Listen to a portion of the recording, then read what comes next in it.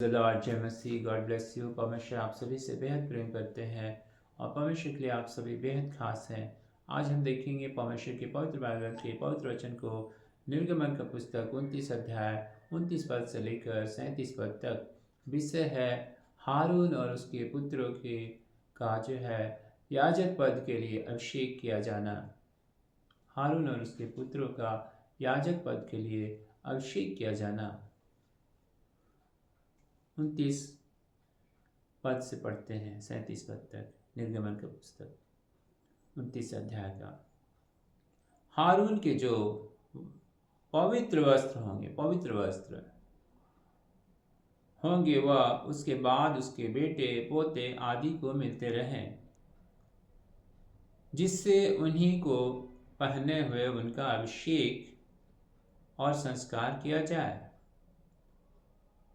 उसके पुत्रों में से जो उसके स्थान पर याजक होगा, वह जब पवित्र स्थान में सेवा टहल करने को मिलाप वाले तंबू में आए, तब उन वस्त्रों को 7 दिन तक पहने रहे।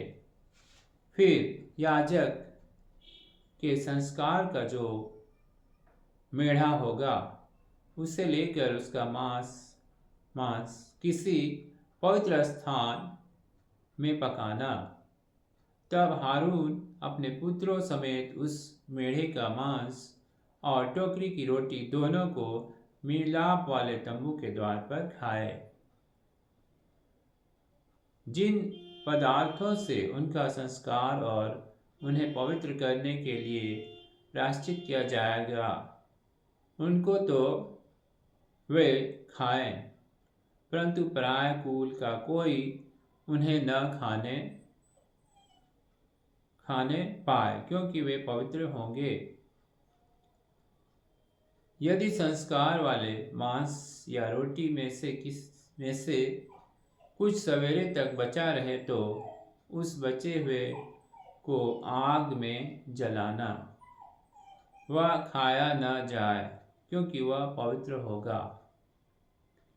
मैंने तुझे जो आज्ञा दी है, उन सबों के अनुसार तू हारून और उसके पुत्रों से करना और 7 दिन तक उनका संस्कार करते रहना।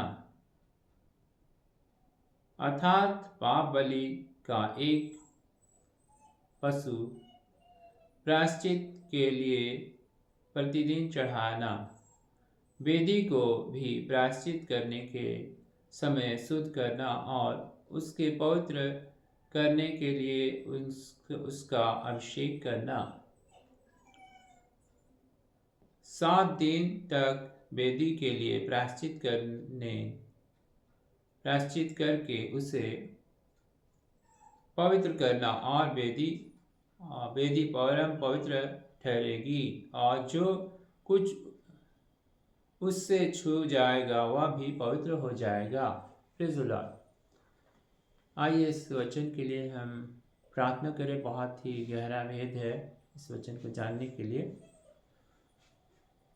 धन्यवाद महान परमेश्वर, धन्यवाद देते हैं आपके पवित्र बाइबल के पवित्र वचनों के लिए। धन्यवाद देते हैं जो आपका वचन है पवित्र सत्य है, हमारे पाप के लिए दीपक है, मार्ग के लिए उजियाला है। चरवाहे की लाठी और छोटे की तरह से जब भटकते हैं, वचन की लाठी छोटे से हमें आप लाइन में ले आते हैं, लाइन अप करते हैं। यही जीवन जल है, जीवन की रोटी है, जीवन यीशु मसीह आप में है। अपने पवित्र वचन के भेद को हमें सिखाइए, समझाइए। पवित्र आत्मा सहायता कीजिए। प्रार्थना मांगते इस मसीह के पवित्र नाम से, आमीन आमीन। तो सभी को इस मसीह के पवित्र नाम से जय मसीह की। God bless you. परमेश्वर का पवित्र बाइबल हम लोग देखें। निर्गमन का पुस्तक 29 अध्याय का 29 पद से लेकर 37 पद तक। विषय हारून और उसके पुत्रों का याजक पद के लिए अभिषेक। अब हम उसके कारण को जानते हैं। निर्गमन 29 अध्याय 29 से 37 मुख्य रूप से हारून और उसके पुत्रों का याजक पुरोहित के रूप में अभिषेक, उनके पवित्र वस्त्रों और वेदी को पवित्र करने के लिए 7 दिनों के प्रायश्चित अनुष्ठान को सिखाता है। यह परमेश्वर की पवित्रता सेवा में समर्पण और यीशु मसीह के अंतिम बलिदान के माध्यम से शुद्धिकरण की आवश्यकता पर जोर देता है। निर्गमन का जो पुस्तक है 29 अध्याय 29 से 37 की मुख्य शिक्षाएं हम लोग देखते हैं, पॉइंट बाय पॉइंट हम देखेंगे और हम देखेंगे इसमें हम टोटल 6 पॉइंट देखते हैं। पहला पॉइंट है याजकीय पद की निरंतरता, वो निरंतर बना रहना चाहिए।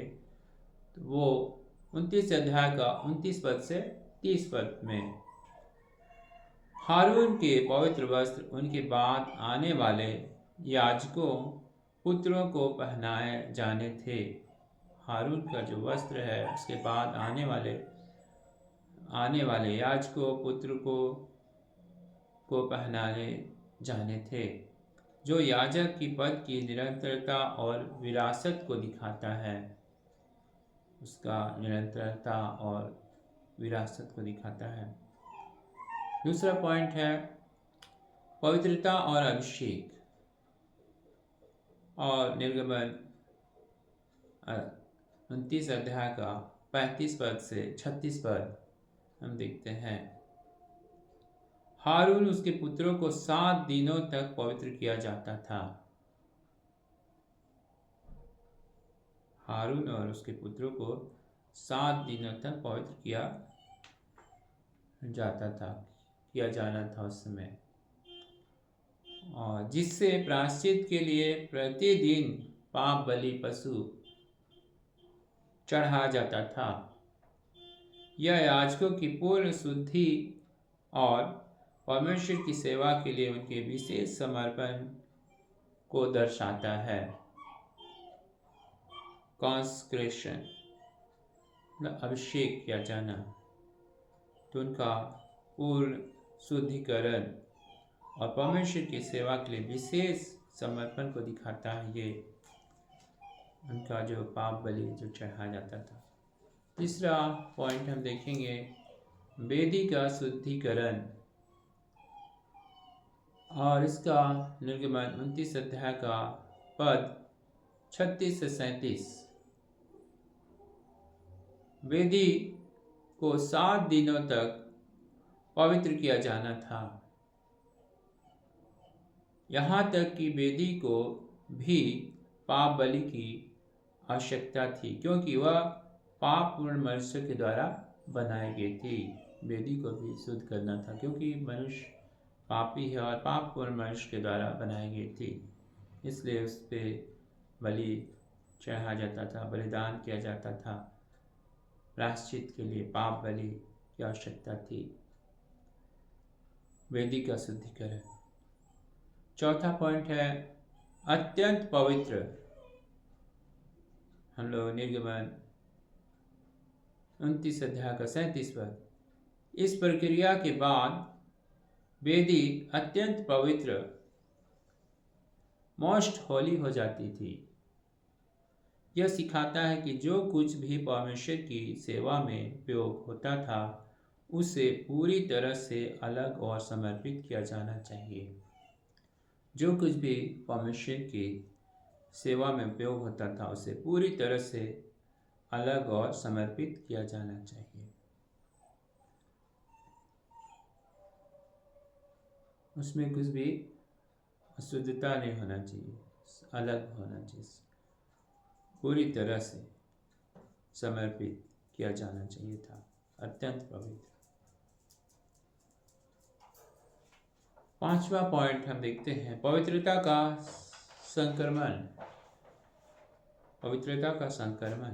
संक्रमण कहने से फैलने वाला होता है, उससे जो टच करेगा वो भी वैसे संक्रमण बीमारी में जोड़ा जाता है। यहाँ पवित्रता में भी जोड़ा गया है, उससे जो टच करेगा वो भी पवित्र हो जाएगा।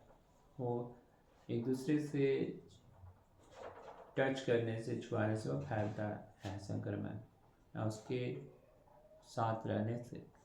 तो यहाँ हम देखते हैं ये एक पवित्रता का संक्रमण है। तो ये पवित्र हो जाता है उससे टच करने से। वचन कहता है जो कुछ भी वेदी से छुआएगा, टच होगा, छुआएगा, वह पवित्र हो जाएगा। इसका अर्थ है कि वेदी पर चढ़ाई गई भेंट परमेश्वर की संपत्ति बन जाती है और पवित्र हो जाती है। जो कुछ भी इससे टच होता है वो पवित्र हो जाता है। तो वेदी, हम भी जब परमेश्वर के पास आते हैं, उसकी उपस्थिति में जब आते हैं तो हम भी क्या पवित्र होते हैं। और परमेश्वर का धन्यवाद हो, पवित्र हो जाती है। 6वां पॉइंट है यीशु की ओर संकेत। ये सारा चीज जो है यीशु की ओर संकेत। बार बार किए जाने वाले बलिदान 7 दिनों तक यह दिखाते हैं कि पुराने नियम की व्यवस्था अपूर्ण थी, पूरा नहीं था, वो अपूर्ण थी, जो मसीह द्वारा किए जाने वाले एक अंतिम और सिद्ध प्रायश्चित की आवश्यकता को दर्शाती है, जो दिखाती है कि पुराना जो नियम की जो व्यवस्था थी अपूर्ण थी, पूर्ण नहीं थी, जो मसीह द्वारा किए जाने वाले एक अंतिम और सिद्ध प्रायश्चित की आवश्यकता को दर्शाती है, दिखाती है।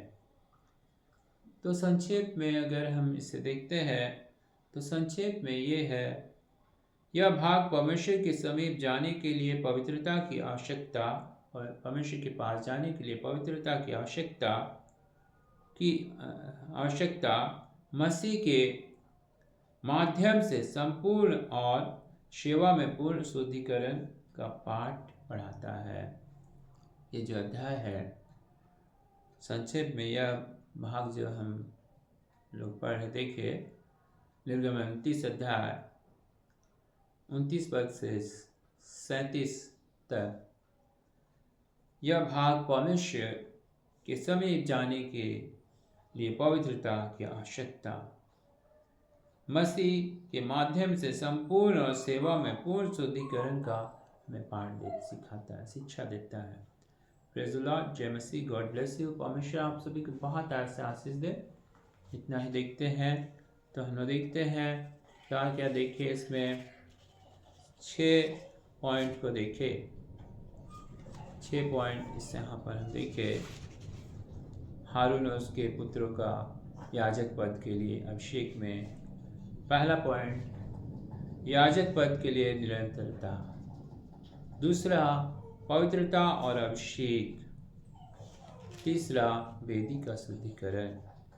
चौथा, अत्यंत पवित्र। और पांचवा, पवित्रता का संक्रमण। और छठवां, यीशु की ओर संकेत। तो परमेश्वर का धन्यवाद हो, इन वचनों से बहुत आज से प्रभु हम सभी को बहुत आज से आशीष दे। इतना ही देखते हैं। God bless you. जो कुछ भी भूल चूक हुआ होगा क्षमा कीजिएगा और परमेश्वर आपके साथ रहे। God bless you. जय